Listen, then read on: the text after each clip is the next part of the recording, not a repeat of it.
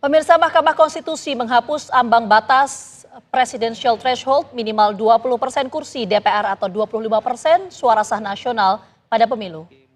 Diucapkan pada hari Rabu tanggal 4 bulan Desember tahun 2024 yang diucapkan dalam sidang plenum Mahkamah Konstitusi terbuka untuk umum pada hari Kamis tanggal 2 bulan Januari tahun 2025 selesai diucapkan pukul 1:55 waktu Indonesia Barat oleh 9 hakim konstitusi tersebut di atas dengan dibantu oleh Ahmad Edi Subianto sebagai panitera pengganti dengan dihadiri oleh pemohon atau kuasanya.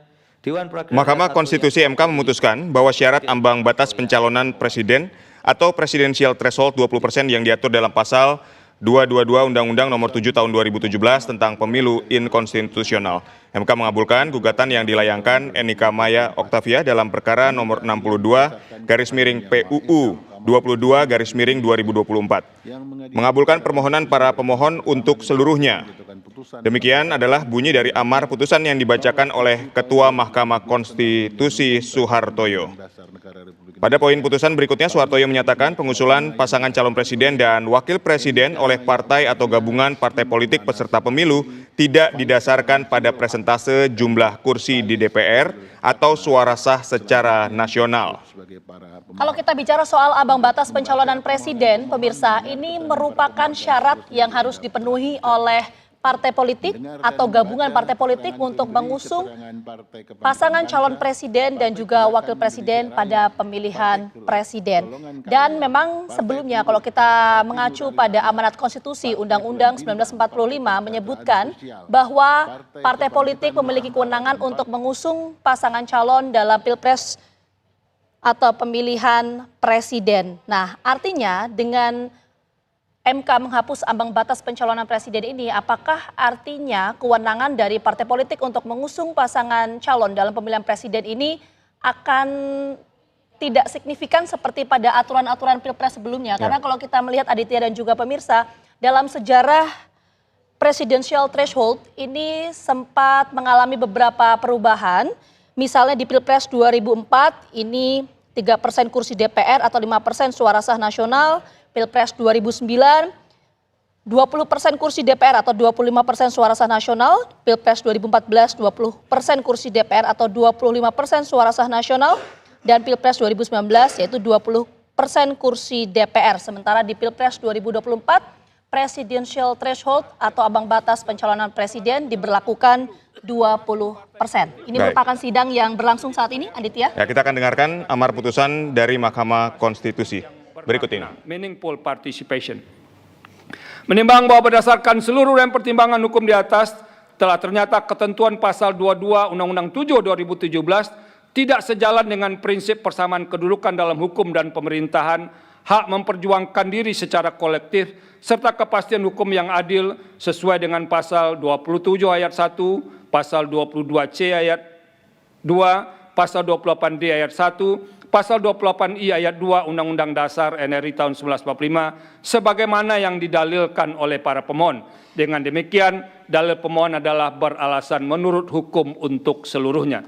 Menimbang bahwa terhadap hal-hal lain tidak dipertimbangkan lebih lanjut karena dinilai tidak ada relevansinya. Konklusi berdasarkan penilaian atas fakta dan hukum sebagaimana diuraikan di atas, Mahkamah berkesimpulan 4.1 4.2, 4.3 dianggap telah diucapkan.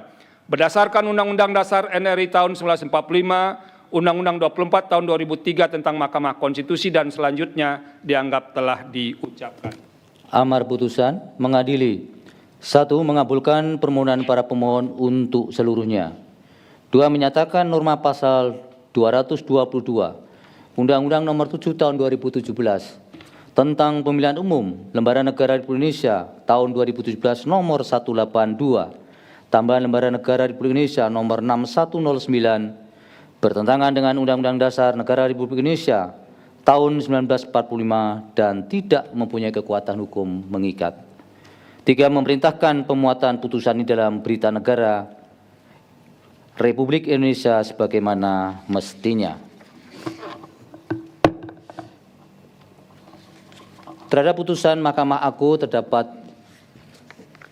2 hakim yang berpendapat berbeda, yaitu Hakim Konstitusi Anwar Usman dan Hakim Konstitusi Daniel Yusmik Pepoe, bahwa dissenting dimaksud. Baik pemirsa, kita sudah terhubung bersama Margarito Kamis, pakar hukum tata negara melalui sambungan telepon. Bang Margarito. Yuk. Ya, dengan MK menghapus batas ambang suara pencalonan atau presidensial threshold ini, artinya semua warga negara Indonesia bisa mencalonkan diri menjadi presiden? Betul. Betul, kan tidak ada lagi yang membatas kan? Oke. Jadi semua partai, konsekuensi pertama yang timbul dari putusan Mahkamah Konstitusi itu adalah semua partai yang mengikuti sebagai peserta pemilu memiliki hak mengajukan calon presiden. Oke, Bang Margarito, artinya kalau semua orang bisa mencalonkan sebagai presiden, artinya bagaimana kewenangan dari partai politik? Karena kita tahu dalam amanat konstitusi disebutkan bahwa hanya partai politik atau gabungan partai politik yang memiliki kewenangan seutuhnya untuk mengusung capres dan juga cawapres. Memang tidak dimungkinkan ada calon independen. Oke. Nggak mungkin, tidak ada itu berdasarkan norma dalam pasal 6A itu tidak mungkin ada calon independen. Semua calon harus diajukan oleh partai politik. Anda boleh cek perdebatan di BP MPR pada waktu merumuskan pasal 6A itu, gitu ya. Tidak ada satupun yang dari peserta, dari sekitar 63 orang yang ada di BP MPR pada waktu itu yang bicara mengenai calon independen. Hampir seluruhnya, atau boleh dikatakan bahwa dominan intens dari BP MPR itu adalah pencalonan presiden itu diajukan oleh partai politik. Praktis memang itu dimonopoli, kewenangan mencalonkan itu dimonopoli oleh partai politik. Oke. Begitu yang dimaksudkan oleh para perumus pasal 6A itu. Pada waktu pasal 6 itu dirumuskan di di MPR tahun 2001 pada waktu itu. Oke, Bang Margarito, sebentar. Mungkin kita simpulkan, berarti bisa nggak kita pertanyakan bahwa artinya dengan MK menghapus ambang batas pencalonan presiden, artinya tidak ada calon independen. Artinya tetap harus diusung oleh partai politik, tapi partai politik non-parlemen yang tidak memiliki kursi di DPR itu juga punya kewenangan untuk mengusung capres-cawapres. Kurang lebih begitu, Bang Margarito? Secara hukum, tidak ada urusan dengan parlemen dan non-parlemen. Yang terpenting adalah dia adalah peserta pemilu. Oke, jadi konteks peserta pemilu itu gimana?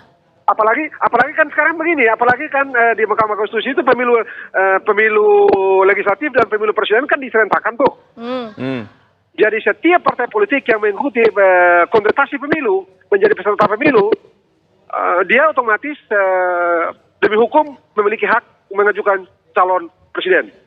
Baik, artinya akan ada di belakang setelah pemilu itu dia punya membatas, dia masuk ke dalam parlemen atau tidak itu soal lain. Tapi secara normatif, setiap partai yang mengikuti pemilu, dia punya hak, dia menjadi peserta pemilu, dia punya hak mengajukan pencalonan calon presiden.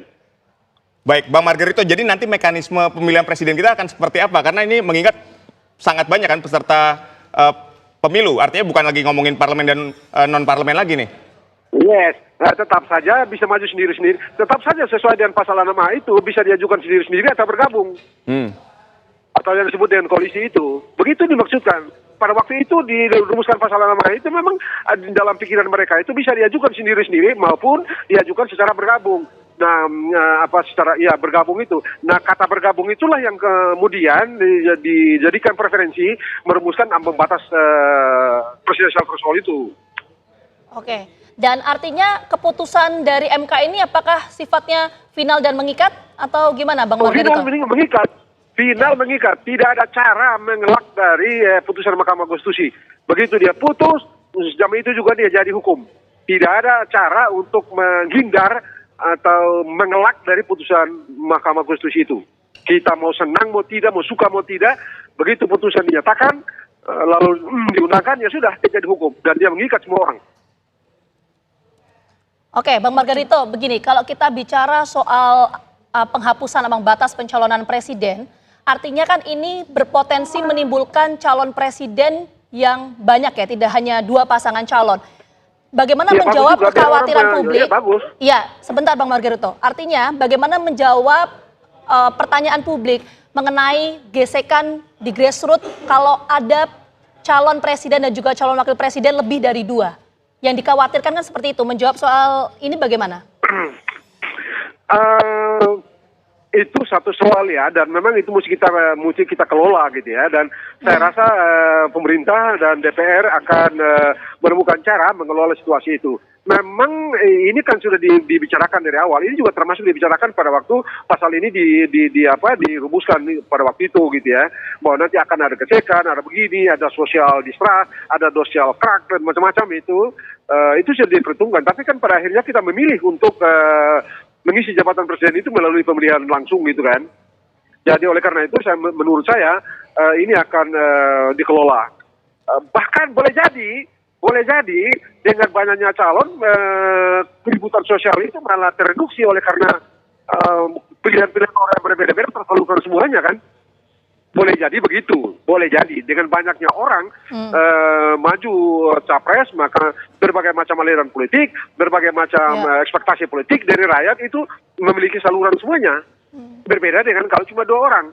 Kalau ada yang ada pemilih yang tidak setuju pada 2 orang itu, dia tidak punya pilihan lain kecuali ya golput. Tapi dengan banyak calon, dia mungkin tidak setuju dengan ini, tidak setuju dengan ini, saya setuju dengan ini, sehingga tersalurkan aspirasi mereka atau kehendak mereka. Boleh jadi begitu. Baik, terima kasih Bang Margarito Kamis atas informasinya. Kami sudah mendapatkan poinnya terkait dengan Mahkamah Konstitusi yang menghapus ambang batas atau presidensial threshold 20% ini. Oke, Kak. Makasih ya. Pemirsa, sejumlah informasi penting masih akan kami hadirkan usai jeda. Tetaplah bersama kami.